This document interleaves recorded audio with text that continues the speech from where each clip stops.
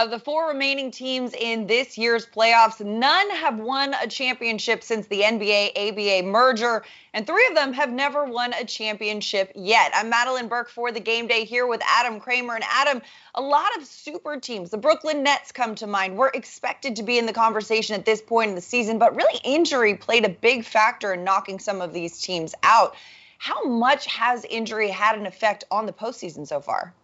It's huge. It's massive. When you talk about players who can't compete, we're seeing it right now with Kawhi Leonard and the Clippers. You look at injuries to Joel Embiid, to James Harden, to Kyrie Irving, to LeBron James, to Anthony Davis. It is a massive, massive list. And you can't simply gloss past these kind of injuries and these kinds of impacts on the game. That being said, I don't want that to invalidate what the Suns have done, what Milwaukee is doing.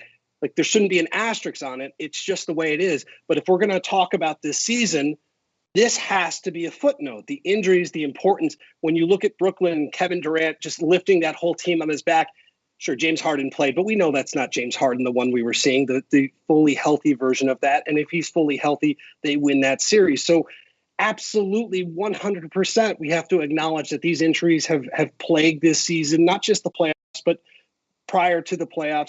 It plagued the way these teams stacked up. It set up our bracket. And yeah, we're going to be talking about that and the impact of what might have been for some of these teams for quite some time. Absolutely. And I mean, you look at Milwaukee, they lost to Atlanta in game one, despite being 8-point favorites. But if you look at the path it took them to get to the Eastern Conference Finals, does Milwaukee make it this far if all these teams are healthy? As you mentioned, a fully healthy Brooklyn team would have handled the Bucks, but here we are with the Bucks in the Eastern Conference Finals. Yes, and Milwaukee's not going to apologize, and we shouldn't apologize for anything, right? This is the way it's set up. But again, when reliving this thing, we're reliving how the Bucks got here. These injuries could be exactly what Milwaukee needed to get rid of all the narrative, to shed that. We'll see, right? Teams have had tremendous opportunities that maybe they haven't as a result of these injuries. Absolutely. And I mean, a lot of people are pointing to the shortened off season coming off of the bubble, a condensed schedule. LeBron says the league didn't listen to him. He's hardly the only one voicing his concern about this. But, how much is this 72-game condensed schedule a problem? I mean, I get that the league is trying to make up for lost time coming off a pandemic season, trying to get these games back to somewhat a normal rhythm. But they did really cram them in there, especially in the second half. In my former life, right, I was a kinesiology major. I was going into physical therapy because I've had so many terrible injuries myself. I'm not going to say definitively that the bubble and this season are why these injuries are happening. But you look at evidence, you look at what we've seen, it's hard not to acknowledge the sheer facts that we have, that things are a lot different than they've normally been, and that the game has been negatively impacted by it.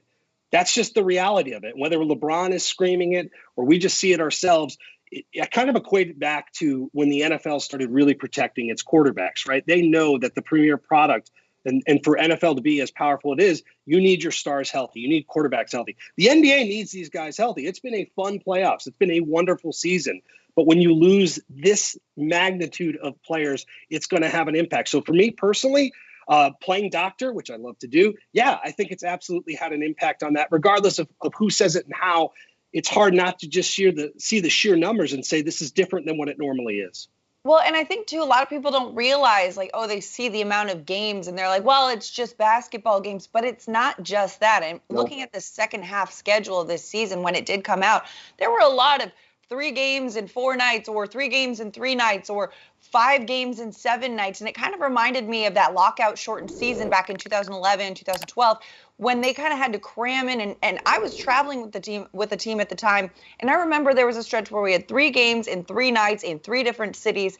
And I wasn't even on the court playing the game. I was on the side covering it. And I remember waking up like, where are we? What city are we in? Because not just the travel and all that, but you're traveling late at night. Your sleep schedule is off. You're on a plane. You're moving around while also putting your body through an NBA game.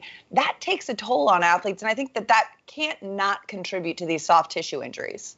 The bubble was a safety net in that regard. You could wake up, you got to play in the same environment. The players talked about the convenience of that. Of course, there were other challenges away from their families and everything else, but you're not getting on planes, you're not getting on buses. You had this routine. And you're right, it's more than just playing basketball. this season has been a grind. And I'll say this, looking forward, you have to start the season on Christmas Day. You should start the season on Christmas Day anyways, because that is where the NBA thrives. Get farther out from football as you can. You don't need to start this thing in late October or November. Push this season back. Look at the results. Listen to your players. This is a perfect time to kind of recalibrate how the NBA does things. Get your stars healthy, which are really important when it comes to ratings and market and all those discussions that we've had, of course, with teams, non-traditional teams in this position. Move the season back. Learn from some of your mistakes. Get this feedback. I think it would go a long way with the players. I think it would go a long way with the quality of the product.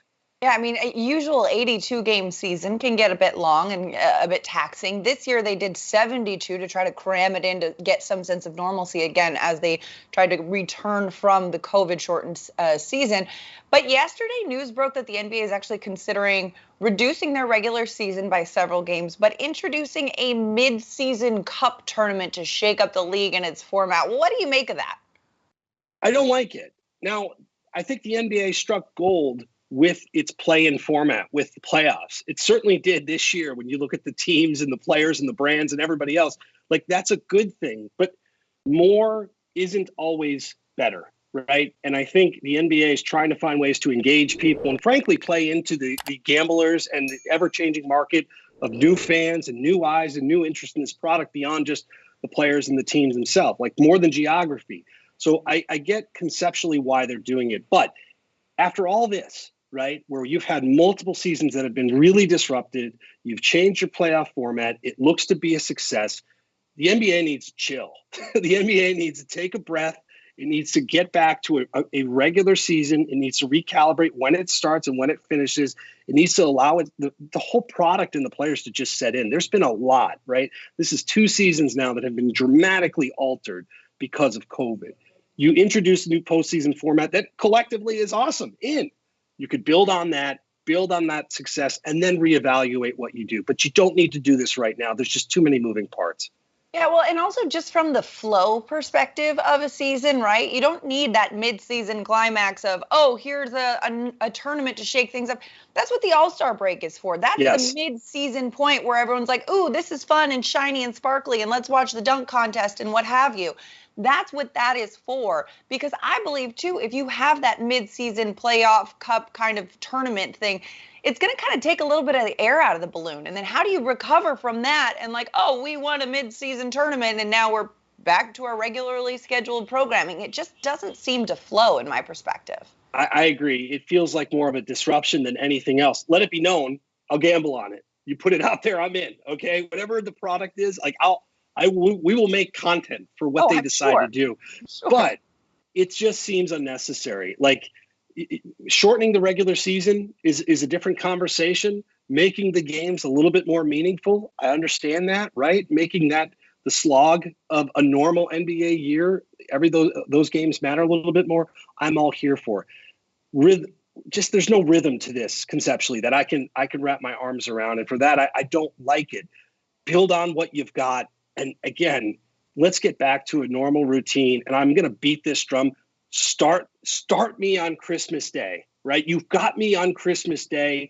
If I'm commissioner, which that would be terrible if they made me commissioner, but if I am, that's the change I want to make. I'm going to move everything back. I'm going to work on the timing of this more than I'm going to work on trying to just add a new chapter right in the center of things. Yeah, I mean, timing is quite important in all assets of life, but especially in the NBA. I'm sure a lot of conversations will be continued to have around this, and we will be following along with it as it unfolds. For Adam Kramer, I'm Madeline Burke. Continue to check out all the latest on thegameday.com.